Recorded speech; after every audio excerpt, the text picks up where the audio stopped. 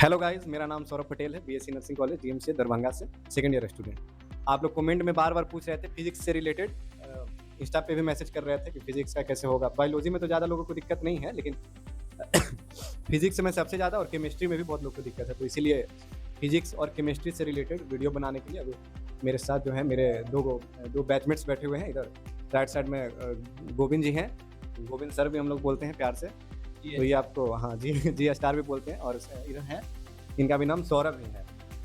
तो अभी ये दोनों बताएँगे आपको, थोड़ा हेल्पफुल होगा। वीडियो के एंड तक देखिएगा ताकि और भी चीज़ों पे डिस्कशन हो सके, जैसे कि डिफ़िकल्टी लेवल कैसा रहता है, किस सब्जेक्ट का और कहाँ से प्रैक्टिस करें, कहाँ से करें, प्रीवियस ईयर क्वेश्चन कहाँ से मिलेगा जैसे।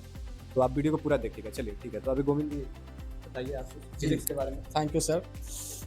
जैसा कि पटेल सर ने बोला कि बच्चे को फिज़िक्स में थोड़ा-सा डर रहता है।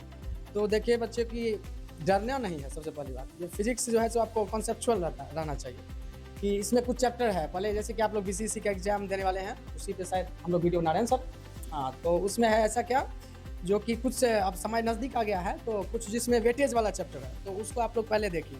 देखिए मतलब सॉल्व कीजिए उसको और रेगुलर कोशिश कीजिए 100 क्वेश्चन प्लस डेली से डेली सॉल्व करें हम लोग। तो कुछ चैप्टर का नाम हम अभी बताने वाले हैं, जिस पे आपको ज़्यादा से ज़्यादा फोकस करना है और जो है सो उससे 100% जो है सो आपको क्वेश्चन पेपर में देखने को मिलेगा। तो उसमें जैसे कि हम 11th की पहली बात कर ले, तो 11th में जो है सो मैकेनिक्स वाला पोर्शन और इधर अगर हम मैकेनिक्स से पहले थोड़ा देख लेते हैं, तो कुछ बेसिक मैथमेटिक्स थोड़ा सा ध्यान में रखिएगा आप लोग। तो बिना बेसिक मैथमेटिक्स कुछ होगा नहीं, है कि नहीं? पूरे फिजिक्स में बेसिक मैथमेटिक्स को हम लोग यूज़ कर लेते हैं और उसके साथ-साथ काइनेमैटिक्स, है ना? काइनेमैटिक्स को थोड़ा-सा अच्छे से पढ़िएगा क्योंकि ये इसका कॉन्सेप्ट 2-3 जगह आपको काम आ जाएगा। जैसे कि हम बात करेंगे ग्रेविटेशन, तो वहाँ पे भी क्वेश्चन इससे रिलेट करके बन जाता है। जैसे हम 12th वाले पोर्शन में बात करेंगे इलेक्ट्रोस्टैटिक्स वाले में, उसमें आपको वेलोसिटी पूछ देता है, कभी-कभी एक्सेलरेशन पूछ देता है, तो उससे लिंक कर देता है क्वेश्चंस को, तो उस पे ज़्यादा आपको ध्यान देना है। जैसे काइनेमैटिक्स हमने पहला चैप्टर बोला, इस पे ध्यान दीजिए और मैकेनिक्स वाला पोर्शन को इसमें से मोस्ट इंपोर्टेंट चैप्टर हम बता देते हैं आपको। फॉर्मूला भी ढंग से अच्छे से रख लीजिएगा आप, तो काम आ जाएगा आपको। जैसे कि सर्कुलर मोशन, ठीक है? और एक चैप्टर ले लीजिए आपको रोटेशन, जो कि बहुत-बहुत इंपोर्टेंट है, ठीक है ना? इसमें आपको एक्सेलरेशन पे कमांड आना चाहिए, सर्कुलर मोशन को कैसे यूज़ कर लेता है क्वेश्चन में, इस पे ध्यान देना है कि नहीं? साथ के साथ जो है सो अगर हम थोड़ा-सा और आगे बढ़ेंगे, तो ग्रेविटेशन वाला चैप्टर देखेंगे। ग्रेविटेशन में लिंक करके आपको क्वेश्चन बनता है कि फील्ड में और पोटेंशियल में क्या डिफरेंस है, क्या इसमें रिलेशनशिप है, तो इस पे ज़्यादा फोकस रखना है। फॉर्मूला तो आपको याद रखना ही है, लेकिन इसमें कभी ई दे करके आपको पी पूछ देगा, पी दे करके ई दे देगा, तो ये ऐसे करके आपको जो है सो फॉर्मूला में लिंक करना आना चाहिए। फील्ड से पोटेंशियल, पोटेंशियल से फील्ड और फील्ड से एनर्जी कैसे फाइंड आउट कर लेते हैं, इस पे आपको थोड़ा-सा फोकस करना है और इससे क्वेश्चन 100% आएगा। क्योंकि हम लोगों ने भी पेपर दिए थे और देखे थे 24 में हम लोग, जो बहुत अच्छा-अच्छा क्वेश्चन बना था और बहुत सिंपल-सिंपल क्वेश्चन आता है। और बच्चे अगर हम आगे बात करें इसमें, तो थोड़ा-सा फ्लूइड मैकेनिक्स, तो फ्लूइड मैकेनिक्स में फॉर्मूला तो रहना ही है इंपॉर्टेंट, उसमें ज़्यादा विस्कोसिटी वाला टॉपिक को देख लीजिएगा थोड़ा अच्छे से, क्योंकि उसमें वेलोसिटी रहता है, उस पे थोड़ा क्वेश्चन बन जाता है आप लोग को। उस पोर्शन को भी आपको देखना है। तो कुछ क्वेश्चन ऐसा रहता है ना, तो कि ज़्यादा से ज़्यादा क्वेश्चन आपको 12th पोर्शन के देखना पड़ेगा, ठीक है? मतलब पेपर में देखने को मिलेगा और 11th के कुछ क्वेश्चन कम रहते हैं, तो फिर भी लेकिन आपको बेस मजबूत रहेगा तो ये अच्छा काम आएगा, तो इस पोर्शंस को भी अच्छे से लेकर के चलना है, ठीक? और वेक्टर को थोड़ा देख लीजिएगा क्योंकि वेक्टर का मान जानते ही हैं, वेक्टर का कॉन्सेप्ट यूज़ होता है हर एक सवाल में, है कि नहीं? बहुत जगह मिलता है उसका कॉन्सेप्ट। तो आगे बढ़ते हैं हम 12th वाले पोर्शन पे थोड़ा-सा, तो 12th वाले पोर्शन में अगर हम बात करें तो इलेक्ट्रोस्टैटिक्स, तो इलेक्ट्रोस्टैटिक्स में क्या है ना बच्चे कि फार्मूला, तो फार्मूला का आप इसके शीट बना लें, ठीक है ना? इसमें फील्ड से रिलेटेड, है कि नहीं? इसके बाद क्या कहते हैं, फोर्स से रिलेटेड, पोटेंशियल से रिलेटेड एक पेपर बना ले, उस पेपर पे सारा फार्मूला डाल दे पहले, ठीक है? उसको बस फार्मूला रखना है, 1 महीने के अंदर यही करना है आपको, फार्मूला का चार्ट बना के रेडी रखो, क्वेश्चन सॉल्व करो, उसी से आपका काम हो जाएगा, ज़्यादा नहीं है इसमें, ठीक है ना? नेक्स्ट आगे अगर हम बात करेंगे इलेक्ट्रोस्टैटिक्स के बाद हम देखते हैं आपको करंट इलेक्ट्रिसिटी। करंट में भी थोड़ा-सा सर्किट वाला पोर्शन आता है, केवीएल, केसीएल वाला क्वेश्चन आता है, इस सब पे थोड़ा-सा एकदम ज़्यादा नहीं बोल रहे हैं, 200 100 क्वेश्चन प्रैक्टिस कर ले जाने से पहले पेपर में। और भी हम बात करेंगे तो पेपर में क्या स्ट्रेटजी रखना है आपको। नेक्स्ट अगर हम बात करते हैं थोड़ा-सा और आगे बढ़ के, तो मोस्ट इंपोर्टेंट हम बात करते हैं इलेक्ट्रोडायनामिक्स वाले पोर्शन में, ठीक है? इलेक्ट्रोडायनामिक्स में क्या है कि जो ईएमआई, ठीक है ना? ईएमआई, एसी हो गया, इलेक्ट्रोमैग्नेटिक वाला पोर्शन हो गया, ठीक है ना? ईएमडब्ल्यू वाला चैप्टर हो गया, तो इसमें से क्वेश्चन बना ले, 300-400 पे क्वेश्चन सॉल्व करके एक बार रेडी रखो और क्वेश्चन पर जो है सो कैसे सॉल्व करना बता ही दिया शुरू में आपको। क्वेश्चन कैसे सॉल्व करना है, एक पेपर पे सारा फार्मूला डालना है, बस फार्मूला बैठाओ, क्वेश्चन में आंसर आएगा। इससे ज़्यादा बड़ा क्वेश्चन नहीं आ पाता है, क्योंकि आपको भी पता है 1 मिनट 1 पॉइंट कुछ सेकंड मतलब मिनट दिया जाता है सॉल्व करने के लिए पेपर, तो इसी हिसाब से जो है सो आप उसको कैलकुलेट कर सकते हैं। मोस्ट ऑफ द क्वेश्चन आपको जो पेपर में देखने को मिलेगा फार्मूला बेस्ड ही मिलेगा। 70 to 80% क्वेश्चन जो है सो फार्मूला बेस्ड रहेगा, जिसको हम मीडियम रेंज में रखते हैं, ठीक है? हायर रेंज का क्वेश्चन आपको छोड़ भी दोगे तो कोई दिक्कत वाली बात नहीं है, क्योंकि जेईई मेंस के भी कुछ बच्चे बैठते हैं इस पेपर में ना, इसके लिए दिया जाता है, ठीक है? लेकिन एक चीज़ और ध्यान रखना, क्वेश्चन आपको पूरे देख के आना, 1 to 100 क्वेश्चन करना है, ठीक है? नेक्स्ट थोड़ा-सा और पोर्शन बच गया जो वीवीआई, आप लगा लो 3 बार वीवीआई। जो कि हम बोलने जा रहे हैं मॉडर्न फिजिक्स को। इस बार इससे क्वेश्चन बहुत से बहुत जाने आने वाला है, ठीक है ना। 10 से 15 क्वेश्चन आपको दिखने वाला है इस टॉपिक से। इसमें 3-4 चैप्टर आ जाता है, ठीक है। फोटो इलेक्ट्रिक इफेक्ट, जिससे मोस्ट ऑफ द हर एक ईयर क्वेश्चन आना ही आना है, फिक्स है। 1-2 फार्मूला है बस, उस पे क्वेश्चन बनता है। रेडियो एक्टिविटी, इस पे क्वेश्चन आना ही आना है आपको, समझ गए। टी से रिलेटेड क्वेश्चन आएगा, टी हाफ से रिलेटेड आएगा, जो फार्मूला बेस्ड है बस उसी को फोकस रखना है, ठीक है। नेक्स्ट आ जाइए थोड़ा सा, मॉडर्न फिजिक्स हमने बोल दिया। इसके बाद एक चैप्टर होता है लास्ट में, जिसमें हम थोड़ा सा एसी का भी चैप्टर है, थोड़ा उसको देख लेना। सेमीकंडक्टर VVI चैप्टर है, इससे 3 क्वेश्चन आता है नीट में हर एक साल, लेकिन इसमें 5 क्वेश्चन भी देखने को मिलता है हर एक ईयर, 4 से 5 क्वेश्चन। लॉजिक बेस रहेगा, एकदम सिंपल, बोले तो फॉर्मूला, एकदम सब पे फॉर्मूला लगाओ आंसर पाओ, ऐसा रहेगा। इस सब चैप्टर से क्वेश्चन आपको छोड़ना ही नहीं है। क्या सर, जितना हमने बोला ऑलमोस्ट सही है? आप लोग ने भी नीट दिए थे तो ऑलमोस्ट एक्सपीरियंस होगा आप लोग को इस चीज़ का, तो ऐसा ही है। और डरना नहीं है। क्या होता है बच्चे की बायो सॉल्व कर लेते हैं, केमिस्ट्री सॉल्व कर लेते हैं, फिजिक्स उनको डर लगता है। डरने की बात ही नहीं है, आप घर पे सॉल्व करो। अभी जैसे 1 महीना है ना, 100 क्वेश्चन डेली सॉल्व करना शुरू कर दो, ठीक है। पेपर देना शुरू करो, नंबर आए चाहे ना आए, लेकिन आपको पेपर अटेम्प्ट करना है, ये आपका मोटिव रहना चाहिए। और जाओगे बहुत चिल होकर के दोगे, क्यों चिल होकर दोगे उसका भी रीजन बता देते हैं आपको। क्या होता है कि ना BCC के पेपर में आपको टाइम मिलता है, गैप मिलता है। जैसे फिजिक्स का पेपर आपको पहला मिल गया, तो आपको आधा घंटा के बाद फिर ब्रेक दिया जाएगा, फिर ब्रेक के बाद आपको बोलेगा आप केमिस्ट्री के लिए लाइए। तो इसलिए आप पूरा फोकस रहोगे अपने सब्जेक्ट फिजिक्स के ऊपर। तो फिजिक्स में आपको जितना से जितना सॉल्व करना रहेगा, आप सब के सब करोगे। This is all about your physics, ठीक है सर। ठीक है, अब आप केमिस्ट्री के बारे में थोड़ा अपना ओपिनियन दे दीजिए। तो हेलो बच्चों, कैसे हैं आप लोग? देखिए, केमिस्ट्री में हमारे पास तीन पार्ट है, ऑर्गेनिक केमिस्ट्री, इनऑर्गेनिक केमिस्ट्री और फिजिकल केमिस्ट्री। सबसे पहले ऑर्गेनिक केमिस्ट्री से शुरुआत करते हैं। ऑर्गेनिक केमिस्ट्री में आपका जो वेरी इंपॉर्टेंट पोर्शन है आपका, जैसे कि ये आइसोमेरिज्म हो गया। आइसोमेरिज्म में जैसे मेटामेरिज्म, ये सब ध्यान रख लीजिए। और उसके बाद जीओसी, जनरल ऑर्गेनिक केमिस्ट्री, जिसमें जो रिएक्शन मैकेनिज्म आता है, वो वाला जो पार्ट है वो बहुत ज़्यादा इंपॉर्टेंट है। उसमें मेनली करके आपका नेम रिएक्शन तो बहुत मस्ट है कि आपको जो 15-20 नेम रिएक्शन है, जैसे एल्डोर रिएक्शन, कैनिजारो रिएक्शन, क्रॉस एल्डोर, ये सब आपको हॉफमैन ब्रोमामाइड रिएक्शन, ये सब आप ध्यान रखें, देख लीजिएगा, जरूर देख लीजिएगा। ये आपको ABCD क्वेश्चन में आ जाएगा। ABCD क्वेश्चन उसको कहते हैं, जैसे कि चेन बाय चेन क्वेश्चन रहता है। इसको सॉल्व किए, फिर उसके बाद इसमें फिर दूसरा रिएजेंट डाल दिया, फिर फर्दर आगे क्या बनेगा। तो इस सब के लिए नेम रिएक्शन जरूरी है। और नेम रिएक्शन आप पढ़ के जाइएगा तो ऑर्गेनिक केमिस्ट्री का 30% आपका पोर्शन कवर हो जाएगा और बहुत ज़्यादा फायदेमंद होगा ऑर्गेनिक केमिस्ट्री में। और उसके बाद नेम रिएक्शन देख लिए, ऑक्सीडेशन रिडक्शन देख लिए, और क्या कहते हैं ऑर्गेनिक केमिस्ट्री में इतना देख लीजिए, काफ़ी है आपके लिए। और क्या कहते हैं इनऑर्गेनिक केमिस्ट्री में अगर हम बात करें तो इनऑर्गेनिक केमिस्ट्री में सबसे ज़्यादा important chapter chemical bonding NEET में भी इंपॉर्टेंट है और BCC के लिए भी इंपॉर्टेंट है। तो BCC में केमिकल बॉन्डिंग से अच्छा खासा क्वेश्चन रहता है, खास करके ऑक्सीडेशन स्टेट वाला, और क्या कहते हैं बॉन्ड लेंथ, बॉन्ड ऑर्डर, ये जो निकालना रहता है, ये वाला। और उसके बाद इनऑर्गेनिक केमिस्ट्री में आप कोऑर्डिनेशन केमिस्ट्री भी देख लीजिएगा, जिसमें IPSC नोमेनक्लेचर आता है, वो वाला पोर्शन देख लीजिएगा। उसके बाद क्या कहते हैं ये P block element, D and F block element, इसमें जो प्रॉपर्टीज है ये सब सीधा ऐसे ही आ जाएगा आपके क्वेश्चन में उठ के। तो पेपर ज़्यादा टफ नहीं रहता है इन केमिस्ट्री का, 100 क्वेश्चन रहता है। मैंने अपने समय में 2024 का पेपर दिया था, 2024 में पेपर दिया था, उसमें से 100 में से 78 क्वेश्चन मैंने अटैम्प्ट किए थे। जो मतलब एक्स्ट्रा कोई भी अटैम्प्ट नहीं किया था, जो आ रहा था बस वही किया था, 78 क्वेश्चन अटैम्प्ट किया था। और उसके बाद फिजिकल केमिस्ट्री में आपका जो इम्पोर्टेंट टॉपिक है सबसे ज़्यादा थर्मोडायनेमिक्स में गिब्स एनर्जी, कौन कब निगेटिव होगा, इंथैल्पी, ये सब ध्यान रख लीजिए। थर्मोडायनेमिक्स हो गया। थर्मोडायनेमिक्स के बाद ये आपका मूल कॉन्सेप्ट तो सबको आते ही रहता है, बेसिक है। फिर उसके बाद आपका जैसे कि ऑक्सीडेशन स्टेट निकालना है, ये इससे रहता है, ऑक्सीडेशन स्टेट इसका क्या होगा, ये वाला क्वेश्चन देख लीजिएगा।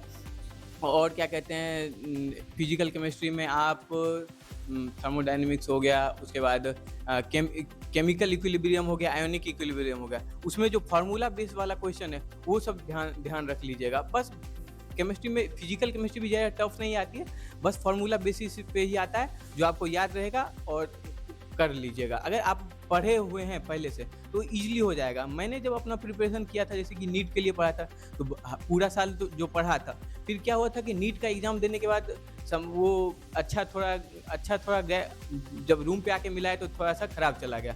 तो फिर उस समय से ये हो रहा था कि नहीं होगा, अब क्या होगा? तो मैंने साफ पढ़ना ही छोड़ दिया था।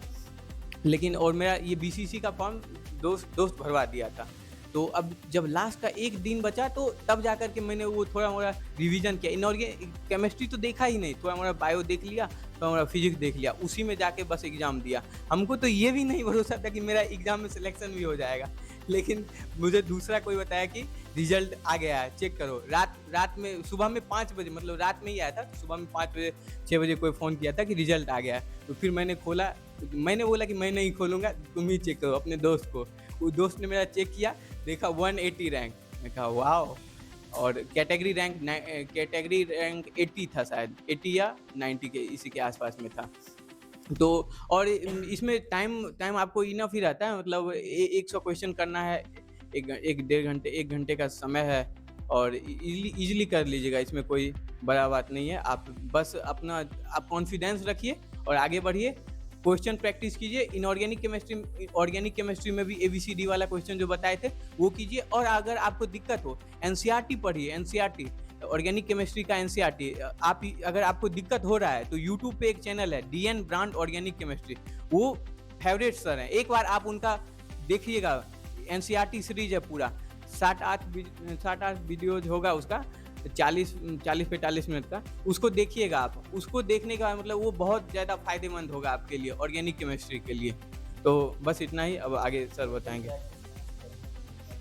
क्वेश्चन प्रैक्टिस अगर आपके पास में जैसे कि PW का नीट के लिए जो भी आप प्रैक्टिस कर रहे होंगे वो इनफ है। हाँ, BCC के लेवल का, अगर आप नीट का जो भी सिलेबस है लगभग वही सिलेबस BCC का भी है। आप जो मॉड्यूल है PW का हो, LN का हो, जो भी हो, मेरे पास तो LN का था, PW का हो, LN का हो, आकाश का हो, सबका लगभग सेम ही रहता है फॉर्मूला। क्वेश्चन तो वही रहेगा, बस क्वेश्चन का डिश चेंज रहेगा, लैंग्वेज चेंज रहेगा, करना तो स्टेप तो वही है सब जगह। तो आप जो भी मॉड्यूल है आप कर सकते हैं, या नहीं मिल रहा है तो NTA भी जारी करता है नीट के लिए, वो कर सकते हैं। और उसके बाद प्रीवियस ईयर क्वेश्चन पेपर आता है, या फिर MTG का बुक आता है। ये सब यहाँ सबसे आप प्रैक्टिस कर सकते हैं, प्रीवियस ईयर क्वेश्चन यहाँ से कर सकते हैं। अब आगे का सर बताएंगे। चलिए तो ठीक है, आप दोनों सर हम बोल देते हैं हाँ। क्वेश्चन से रिलेटेड बच्चे देखना क्या है कि 100 क्वेश्चंस डेली, हमने जैसे कि बोला थोड़ा देर पहले, तो 100 क्वेश्चन आपको सॉल्व कर रहे हैं, चाहे आप पेपर से बनाए, चाहे बुक से बनाए, कुछ से भी बनाए। तो कोशिश करिए PW का टेस्ट सीरीज ले लेने का, जो कि फुल लेंथ टेस्ट सीरीज होगा, उसी को आपको देना है। 1 पेपर या 2 पेपर आप डेली सॉल्व करिए और इसको एनालाइज कीजिए। सबसे बड़ा होता है कि बच्चे एनालाइज नहीं करते, पेपर को एनालाइज करना आना चाहिए, है कि नहीं। जो पेपर हमने आज दे करके आया उसमें मिस्टेक क्या की है, जो गलती की है उसको पहले फाइंड आउट कीजिए और इसके बाद फिर नेक्स्ट पेपर सॉल्व कीजिए, वो कि सेम गलती हम ना रिपीट करें। अगर सेम गलती नहीं रिपीट करेंगे तो फिर आगे जो है सो हमारा इम्प्रूवमेंट दिखेगा, और इम्प्रूवमेंट दिखेगा तो रिजल्ट बढ़ेगी आपकी। तो इसीलिए पेपर पे थोड़ा सा काम करिए। और लास्ट टाइम में जो है सो न्यू लाइट चैनल एक है यूट्यूब पे, उसको भी देखिए, उस पर बहुत सारा लगभग आपको 500 के आसपास पेपर मिल जाएगा सॉल्व, उसको भी सॉल्व कीजिए। जितना से जितना आपको पेपर सॉल्व हो जाए, 300 400 500 पेपर सॉल्व कर लो, जितना हो जाए, बस समझ लो रिजल्ट कन्फर्म है 110%। ठीक है सर, चलिए थैंक यू सबसे पहले तो आपका गोविंद जी स्टार हमारे। और ये फिजिक्स केमिस्ट्री का बता दिए, क्योंकि कमेंट में सबसे ज़्यादा फिजिक्स और केमिस्ट्री रिलेटेड ही मतलब आ रहा था, आप लोग का प्रॉब्लम था। लेकिन ऐसा ही वीडियो बायोलॉजी का कल हम अपलोड कर देंगे, आप वो भी देख लीजिएगा और चैनल को सब्सक्राइब जरूर कर दीजिएगा। और जैसे एक चीज़ मैं बताना चाहूँगा, जैसे सर ने बताया कि 60+ क्वेश्चन मिनिमम, वो डिपेंड करता है कि आप तीनों पेपर का मिला करके। आप जैसे कि मैंने अपने समय में बायो में 94 क्वेश्चन किया था, और केमिस्ट्री में 78, और फिजिक्स में मतलब उतना नहीं कर पाया था। क्या हुआ था कि फिजिक्स में सबसे बड़ी चीज़ आपको ध्यान ये रखना है कि आपको एक क्वेश्चन पे कहीं पे अटकना नहीं है। अगर वो क्वेश्चन नहीं आ रहा है, क्योंकि समय कम रहता है और थोड़ा सा क्वेश्चन नीट के मुकाबले टफ रहता है, तो आपको क्या करना है कि अगर क्वेश्चन अगर आपको बन रहा है तो ठीक है, नहीं तो स्किप करके अगले नेक्स्ट क्वेश्चन पे जाइए, उस नेक्स्ट क्वेश्चन को कीजिए। अगर वो भी नहीं हो रहा, उसके नेक्स्ट पे जाइए। और क्या कहते हैं, एक ही जगह अटकना नहीं है। और क्या कहते हैं, हम अपने फिजिक्स में लगभग मैंने 46 ज़्यादा क्वेश्चन नहीं कर पाया था, 46, तो थोड़ा सा मेरा वो ये डिपेंड करता है कि आप तीनों का मिला करके क्या करते हैं। जैसे हम 94 बोले थे बायो में, 78 केमिस्ट्री में और 46 किए थे फिजिक्स में, फिर भी 180 रैंक आया। और मतलब थोड़ा मोड़ा ऊपर नीचे होता है, लेकिन फिजिक्स में जो ये कीजिए कि मैक्सिमम आप सही करने का कोशिश कीजिए, जो भी नहीं एक जगह पे अटकिए नहीं, काहे कि एक टाइम बहुत कम है नीट के मुकाबले, और क्वेश्चन थोड़ा सा नीट से टफ रहता है और हाँ फिजिक्स का, तो इसलिए फिजिक्स में थोड़ा अटकना नहीं है, आगे क्वेश्चन बढ़ते रहिए, जो क्वेश्चन हो पाया उसको पहले कीजिए फर्स्ट राउंड में। और दूसरी बात, फिजिक्स में कुछ टॉपिक और जो सर जैसे कि लॉजिक गेट हो गया, लॉजिक गेट से वो याद कर लीजिएगा, जैसे कि बेसिक लॉजिक गेट हो गया, यूनिवर्सल लॉजिक गेट हुआ, वो सब याद कर लीजिएगा 3-4 क्वेश्चन, तो उससे आपका सही हो जाएगा। और मैग्नेटिज्म का जो भी फार्मूला है कि एक क्लोज में क्या होगा, सर्कल में क्या होगा, उसका ग्राफ हो गया। ग्राफ तो इम्पोर्टेंट है तीनों के लिए, ग्रेविटेशन के लिए तीनों का लगभग सेम ही रहता है, ग्रेविटेशन का, इलेक्ट्रोस्टैट का और मैग्नेटिज्म का, तीनों में ग्राफ हल्का फुल्का ही चेंज होता है, लेकिन एक ट्रेंड जो कहते हैं वो एक ट्रेंड एक ही तरह का होता है, तो वो ग्राफ वाला फॉर्मूला ध्यान रखिएगा। और केमिस्ट्री में भी वो जो ट्रेंड है, क्या कहते हैं केमिस्ट्री में, जैसे कि आप ऑक्सीडेशन स्टेट हो गया, इस सब का ट्रेंड, और ये बॉन्ड ऑर्डर का क्या ऑर्डर होगा, कौन सा बड़ा होगा, कौन सा छोटा, असेंडिंग डिसेंडिंग, ये वाला जो ट्रेंड होता है वो ट्रेंड भी आप ध्यान रखिएगा। और बस इतना ही। चलिए थैंक यू, बहुत इंपॉर्टेंट बात बताएं, क्योंकि फिजिक्स का जो है सबसे पहले शिफ्ट में मिलता है ना, तो अगर अच्छा नहीं जाता तो स्टूडेंट जो है घबरा के डिप्रेस हो जाते हैं। हाँ, नहीं होना है, जैसे स्टूडेंट को लगता है कि एग्जाम काफी खराब जा रहा है, अगर 25-30 क्वेश्चन बनता है जैसे कि तो ऐसे में सब मार देता है, मतलब कैसे भी नहीं होना तो मार देते हैं। लेकिन अपने बारे में हम जो पेपर देने गए तो हमको वोमिटिंग भी हो गया था, जिसके बाद जस्ट मेरा फिजिक्स का पेपर था, तो थोड़ा सा जो है सो हमको ये एंजाइटी हो रहा था, कैसा जाएगा कैसा नहीं जाएगा। लेकिन जब पेपर देखे तो बहुत सिंपल लग रहा था, तो हमने फर्स्ट अटेम्प्ट में फर्स्ट राउंड में पेपर सॉल्व कीजिएगा आप लोग भी, जैसे हमने किया था कि फर्स्ट राउंड में हमने 60 क्वेश्चन ऑलमोस्ट बना लिया था, ठीक है ना। सेकेंड राउंड में जो हमको टफ लगा था, फिर हमने उसमें 18 क्वेश्चन ऐड किया, तो 78 हो गया था मेरा, और इसके बाद 1-2 क्वेश्चन और ऐड किए और बस ऑलमोस्ट 80 के आसपास हमने अटैम्प्ट किया था, और जो हम घर पे आकर के आंसर की मिलाए तो 75 मेरा सही था। तो इसीलिए बोले 60 प्लस आप लोग जो कोशिश करना सही हो जाएगा। और ये कब सही होगा, जब आप कम से कम बोल तो दिया 300 से 400 पेपर आपको फिजिक्स के सॉल्व अभी से करना है, 300 पेपर कम से कम लिख लो अभी जा करके, जो हमको 300 पेपर दे करके नीट में पहुंचना है कम से कम, चाहे आपको देख के हो चाहे जैसे हो। चलो चलिए वही बात है इम्पोर्टेंट कि शुरू में फिजिक्स का रहा था, तो आप लोग ध्यान दीजिएगा कि जो मतलब आ रहा है, जबरदस्ती नहीं कि मतलब किसी में भी मार दिए, क्या कि उस सब का कॉमन प्रॉब्लम है फिजिक्स। उसके बाद आप केमिस्ट्री और बायोलॉजी में भी अच्छा जाएगा तो फिर हो जाएगा, इनफ है उतना, क्योंकि इनका भी फिजिक्स उतना अच्छा नहीं गया था, लेकिन फिर भी केमिस्ट्री और बायो में बहुत अच्छा गया, तो इनका रैंक देखिए उतना अच्छा गया। जैसे कि मेरा जैसे फिजिक्स का उतना अच्छा नहीं गया था, मैंने क्या किया था कि एक ही क्वेश्चन पे उसको बनाने लग रहा था, आ रहा था, और क्या हुआ था कि जैसे कि फिजिक्स में एक कॉन्सेप्ट दिया और एक क्वेश्चन में एक कॉन्सेप्ट देता है नीट में, और उसको सॉल्व करके आंसर देता है, इजी रहता है, कुछ क्वेश्चन टफ रहता है। इसमें क्या होता है कि आपको 2-3 कॉन्सेप्ट का यूज कर देता है फिजिक्स में, तो क्या कि आप क्वेश्चन करने जाइएगा टाइम कंज्यूमिंग हो जाता है, मतलब ऐसा क्वेश्चन ज़्यादातर रहता है। तो इसलिए आपको क्या करना है, आगे बढ़ते रहना है और टेंशन नहीं लेना है। सबका वैसे ही फिजिक्स लगभग सबका वीक ही होता है बायो वाले स्टूडेंट का। सो आपको आगे बढ़ते रहना है और टेंशन नहीं लेना है कि मेरा पेपर खराब चला गया। हाँ, मैं भी चला गया था टेंशन में कि अब तो नहीं होगा, क्योंकि फिजिक्स थोड़ा सा फिजिक्स में कुछ जो है सो एग्जाम्पलर क्वेश्चन भी देख लेंगे एक बार। हाँ, फिजिक्स में एनसीईआरटी एग्जाम्पलर क्वेश्चन जो आता है वो सब ऐसे का ऐसे आ जाता है, तो उस सब का थोड़ा ध्यान रखिएगा। और बस इतना ही रखते हैं, वीडियो थोड़ा लंबा हो गया। कट ऑफ बता दीजिए कितना, मतलब कितने क्वेश्चन बनाने पे हो जाएगा? क्वेश्चन ये डिपेंड करता है, जैसे कि आप 300 क्वेश्चन रहता है, तो 300 क्वेश्चन में से आप 200 प्लस 220-30 क्वेश्चन कीजिएगा, तो मतलब मैक्सिमम चांस है कि आपका सिलेक्शन 200 इनफ है। 220-30 बनाइएगा ना अगर सही। हाँ, वो ये भी है कि आप वो उतना किए लेकिन आप माइनस भी कर दिए। माइनस देखिए, ये प्रयास कीजिए कि मिनिमम माइनस कर सके आप, नेगेटिव मार्किंग नहीं कीजिए, तो अच्छा ही जाएगा आपका पेपर। चलिए ठीक है, थैंक यू आप दोनों का। वीडियो काफी लंबा हो गया है, नेक्स्ट वीडियो में हम बायोलॉजी का पूरा बता देंगे आपका, जिससे 90% जो है क्वेश्चन कवर हो जाएगा। थैंक यू, चैनल को सब्सक्राइब कर लीजिएगा जरूर। धन्यवाद।